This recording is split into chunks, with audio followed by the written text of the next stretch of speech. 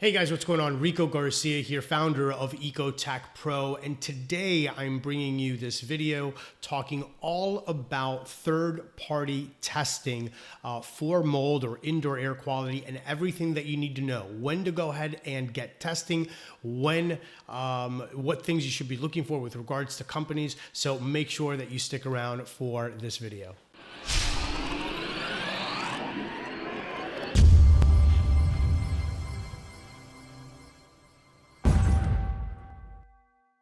All right, guys, so today what we're going to talk about is something very important that's part of a good mold remediation protocol, and that is testing.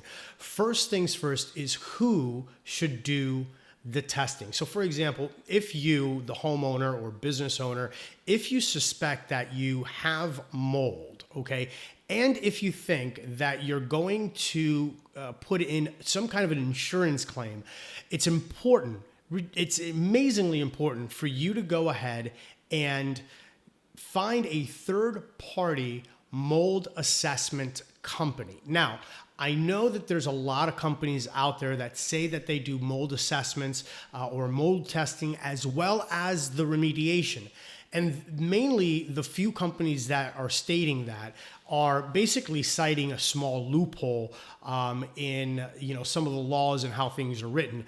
But at the end of the day, it really is a conflict of interest for the same company to basically tell you that yes, in fact, you have mold, and then that they're going to remediate it. It's even more so a conflict of interest when the mold remediation has already taken place and they are the ones that give you a clean bill of health. So bottom line is, if you think that there's mold in the property, the very first thing that you should do is get in contact with a reputable mold assessor that really just concentrates on that, and that is their sole business.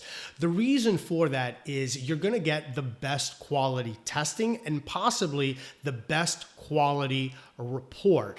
Now, they don't really have a horse in the race with regards to whether or not you have mold. So there's no incentive there for them to fudge the numbers or to run an air sample for, let's say, 15 minutes instead of 10 minutes to try to bump up the mold count numbers. It's really important that when you're going to go about getting a mold remediation protocol written up, that it's done by a third party, someone who doesn't have a horse in the race, someone who's just going to be very unbiased with regards to their reporting. And they're just going to present the facts and the numbers. So that's step number one.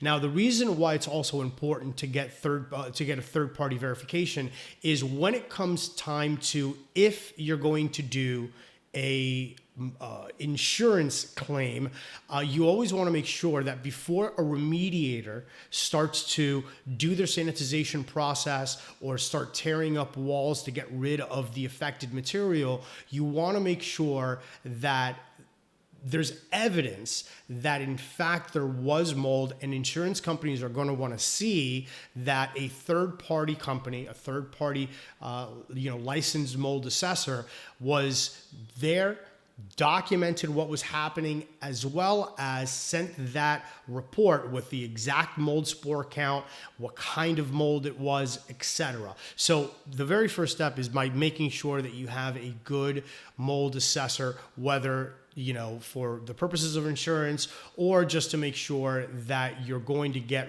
a good protocol or a good scope of work written out. The second thing that you want to look at is, great, well, now that the mold assessor has given you this report, what do you do after the remediation? Should you get testing? Should you not?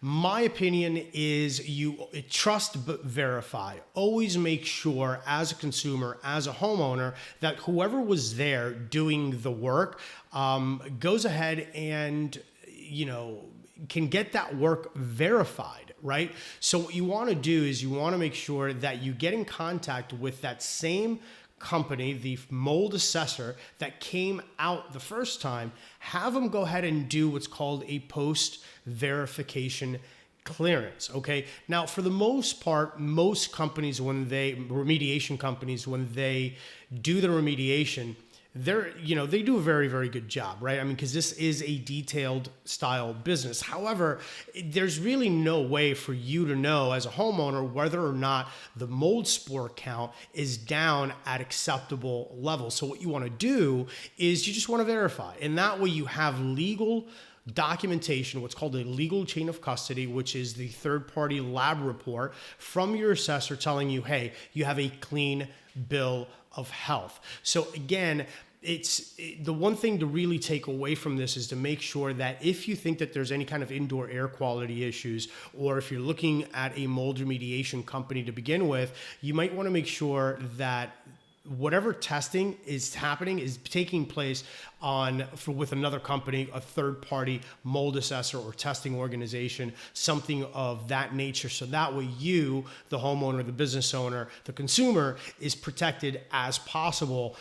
So that way you can get all the clear data. So that's essentially what you want to look for when faced with a mold situation, and whether or not you should be getting testing and who you should be getting that testing from. The big takeaway is just to make sure that there is no conflict of interest and that you're getting all of the right information from unbiased sources. And that's the best way to go about it. So that way you make sure that everybody is held responsible and that nobody is cutting corners. I hope that helps. And if this video was useful, go ahead and comment below, subscribe, hit the little thumbs up button. We would really appreciate that. And again, if you ever need our services or if you have any questions, feel free to go ahead and reach out to us anytime. Bye.